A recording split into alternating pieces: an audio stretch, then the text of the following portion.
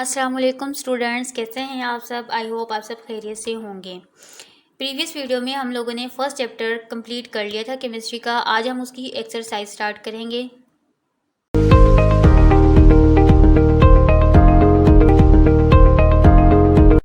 Exercise start करते हैं। First में आपके पास सेशन ए है और इसमें क्या है, मल्टीपल चॉइस क्वेश्चंस। ठीक है, मल्टीपल क्वेश्चंस दिए हुए हैं।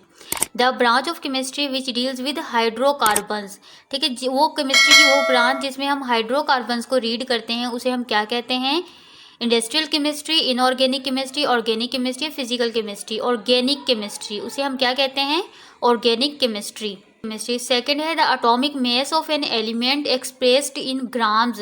ठीक है, एटॉमिक किसी भी एलिमेंट के एटॉमिक मास को ग्राम्स में शो करने को क्या कहते हैं। Grams molecular mass, gram atomic mass, gram formula mass and मोल, उसे हम कहते हैं ग्राम एटॉमिक मास। ठीक है, उसके बाद थर्ड है which of the followings can be separated by physical mean.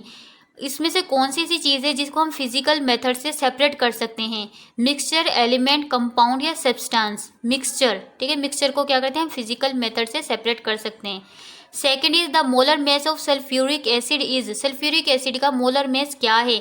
98 MU, 9.8 grams, 98 grams, 99.8 AMU। तो इसका है 98 ग्राम। ठीक है, ग्राम GM। 5 है the molecules consist of 2 atoms. वो मॉलिक्यूल जो कि 2 एटम्स पे कंसिस्ट होते हैं उसे क्या कहते हैं, मोनोएटॉमिक, पॉलीएटॉमिक, हेटेरोएटॉमिक या डाईएटॉमिक। उसे हम कहते हैं डाई। मैंने आपको प्रीवियस वीडियो में बताया था कि डाई, पॉली एंड ट्राई। 6 है हमारे पास a formula that indicate actual number and type of atoms in a molecule is called. ठीक है, वो कौन सी चीज़ है जिसमें एटम्स के एक्चुअल नंबर्स को जाहिर किया जाता है। ठीक है, एक्चुअल नंबर को जाहिर किया जाता है, वो क्या चीज़ होती है। केमिकल फार्मूला होता है, एम्पिरिकल फार्मूला, मॉलिक्यूलर फार्मूला या फार्मूला मेस। वो हमारे पास होता है molecular formula. Ethyl alcohol was prepared by. Ethyl alcohol को किसने प्रिपेयर्ड किया था। इब्ने सीना ने, अल राजी ने, अल बैरूनी ने, जाबिर बिन हयान ने। अल राजी ने। ठीक है, which of the followings is not a homo atomic.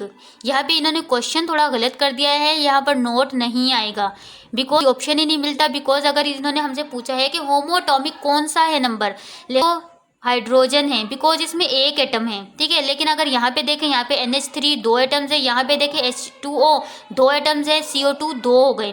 It's means इसमें से तो कोई ऐसा नहीं है ना जो होमोटॉमिक नहीं है। ठीक है, ये भी आपके पास होमोटॉमिक नहीं है। यहाँ पे ये गलत है, इन्होंने क्वेश्चन पूछा है which of the followings is a homoatomic. इसमें कौन सा होमोटॉमिक है, तो आपके पास क्या है, हाइड्रोजन, बिकॉज इसमें 1 एटम है। And 9 is the empirical formula is hydrogen पर ऑक्साइड। हाइड्रोजन पर ऑक्साइड का एम्पिरिकल फार्मूला क्या है। H2O2 HOOH and O2H2। देखें, मॉलिक्यूलर फार्मूला तो है हाइड्रोजन पर ऑक्साइड का H2O2, बट अगर हम इस 2 को क्रॉस कर दें, बिकॉज हमने पढ़ा था कि एम्पिरिकल फार्मूला में एक्चुअल नंबर्स को जाहिर नहीं किया जाता है। इट्स मीन्स इसका एम्पिरिकल फार्मूला क्या है, HO। A piece of matter in pure form is termed as. Pure form के मैटर को क्या कहते हैं, रेडिकल, मिक्सचर, कंपाउंड या सब्सटेंस। उसे हम क्या कहते हैं, सब्सटेंस। MCQs हमने सारे कर लिए हैं, अब हमने इसके शॉर्ट क्वेश्चन सोल्व करने हैं। फर्स्ट हमारे पास शॉर्ट क्वेश्चन है, differentiate between physical and analytical chemistry. ये आपकी बुक में गिवन है, हमने पढ़ा भी हुआ है, मेरी प्रीवियस वीडियो में भी आप जाकर देख सकते हैं, तो वहाँ से आप डिफरेंस कर लेना।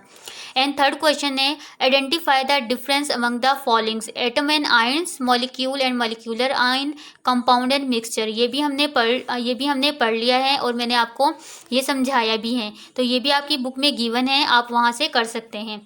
एंड फोर्थ क्वेश्चन है आपके पास, डिफाइन द फॉलोइंग्स टर्म्स। आपने ये टर्म्स जो हैं इनको डिफाइन करना है, gram atomic mass and gram molecular mass and gram formula mass. ये भी आपकी बुक में गिवन है। एंड फिफ्थ क्वेश्चन है, write down the chemical empirical and molecular formula of the followings. आपको डिफरेंट यहाँ पर केमिकल्स गिवन है। ठीक है, आपने इनका फर्स्ट ऑफ ऑल तो फार्मूला लिखना है, एंड फार्मूला लिखने के बाद आपने क्या करना है, इसका एम्पिरिकल फार्मूला लिखना है एंड मॉलिक्यूलर फार्मूला लिखना है। तो आपके बुक में ये क्वेश्चन न्यू लग रहा था, तो मुझे लगा कि ये क्वेश्चन मैं आपको करवा दूँ, तो मैं ये क्वेश्चन आपको करवा रही हूँ। क्वेश्चन मैंने यहाँ पे राइट कर लिया है। हम पहले यहाँ पर इसके फार्मूला लिख लेते हैं, ठीक है। देन हम इसका molecular formula and empirical formula लिखते हैं। देखिए सल्फ्यूरिक एसिड का फार्मूला होता है H2SO4 एंड कार्बन डाइऑक्साइड का फार्मूला होता है CO2 एंड ग्लूकोज की तरफ आते हैं एंड ग्लूकोज का फार्मूला है C6H12 and O6 and benzene है C6H6, ठीक है। ये हमने फार्मूले राइट कर लिए हैं एंड मॉलिक्यूलर फार्मूला राइट करते हैं। मॉलिक्यूलर फार्मूला में मैंने आपको पहले भी बताया था कि हम जो एक्चुअल नंबर होते हैं, जो एक्चुअल नंबर हमें गिवन होते हैं, हम वही लिखते हैं। इट्स मीन्स जो फार्मूला हमें दिया होता है वही फार्मूला हम जस्ट ऐसे ही राइट करते हैं। Sulphuric acid molecular formula same वही H2SO4, carbon dioxide CO2, glucose C6H12O6, benzene C6 and H6। अब एम्पिरिकल फार्मूला लिखते हैं। देखिए एम्पिरिकल फार्मूला में क्या होता है कि एटम्स की कम से कम तादाद को आपने जाहिर करना होता है और किसी एक टेबल से आपने क्रॉस करना होता है। यहाँ पर देखें H का एम्पिरिकल फार्मूला भी क्या है, H2SO4। एम्पिरिकल फार्मूला इसका क्या है, H2SO4। कार्बन डाइऑक्साइड देखें, कार्बन डाइऑक्साइड भी किसी एक फार्मूले से क्रॉस नहीं हो सकते। इसका भी केमिकल फार्मूला क्या है, एम्पिरिकल फार्मूला क्या है, CO2। एंड ग्लूकोज की तरफ देखें, ग्लूकोज यहाँ पे 6 है, 12 है एंड 6 है। ये 6 के टेबल से क्रॉस हो सकते हैं। 6 1 द 6, 6 2 द 12 एंड 6 1 द 6। तो आपके पास फार्मूला क्या बना, C1H2 एंड O1, ठीक है। उसके बाद देखें आप आपके पास बेंजीन का मॉलिक्यूलर फार्मूला है C6 एंड H6। आप इनको एक ही टेबल से क्रॉस कर सकते हैं, 6 1 द 6 एंड 6 1 द 6। तो इसका सिंपल एम्पिरिकल फार्मूला क्या बन गया, CH। एंड क्वेश्चन नंबर 6 है व्हाट इज फ्री रेडिकल। ये भी हमने किया हुआ है, ये भी आपकी बुक में गिवन है और मैंने वीडियोस में भी बताया हुआ है, एक्सप्लेन किया हुआ है फ्री रेडिकल्स क्या होते हैं। एंड क्वेश्चन नंबर 7 है describe relationship between empirical and molecular formula, explain with example. ये भी मैंने आपको करवा दिया है क्वेश्चन। एंड लास्ट क्वेश्चन है आपके पास, explain why hydrogen and oxygen are considered as element whereas water is compound.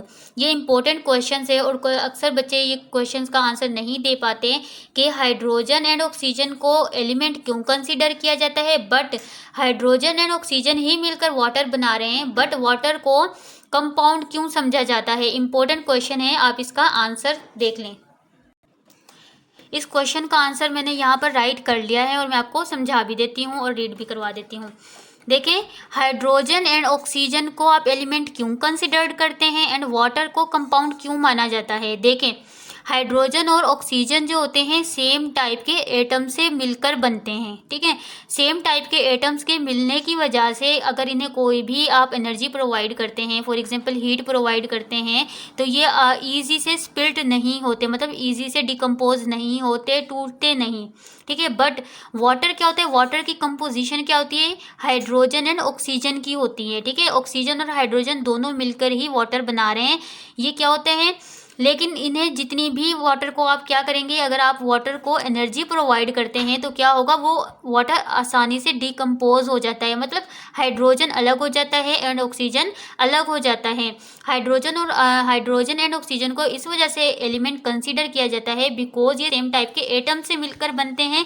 Same type के एटम्स के मिलने की वजह से इन्हें जितनी ज़्यादा एनर्जी आप प्रोवाइड करेंगे ये स्पिल्ट ईजी से स्पिल्ट नहीं होंगे। बट वाटर क्या होता है, हाइड्रोजन और ऑक्सीजन की कंपोजिशन से बनते हैं, ठीक है। कंपोजिशन से बनने की वजह से क्या होता है, अगर आप इन्हें ज़्यादा एनर्जी प्रोवाइड करेंगे तो ये इजी से स्पिल्ट हो जाते हैं, मतलब आराम से डिकम्पोज हो जाते हैं। हाइड्रोजन सेपरेट हो जाएगा एंड ऑक्सीजन सेपरेट हो जाएगा। यही मेन रीज़न है कि हाइड्रोजन एंड ऑक्सीजन को एलिमेंट कंसिडर करते हैं सेम एटम्स की वजह से, बट वाटर को कंपाउंड कंसिडर करते हैं बिकॉज हाइड्रोजन एंड ऑक्सीजन ही मिलकर क्या करते हैं, वाटर बनाते हैं। हमने पढ़ा था कि जब हमारे पास 2 या 2 से ज़्यादा एलिमेंट्स केमिकली कंबाइन होते हैं तो क्या बनता है, हमारे पास कंपाउंड बनता है। ठीक है, यही इसकी मेन रीज़न थी।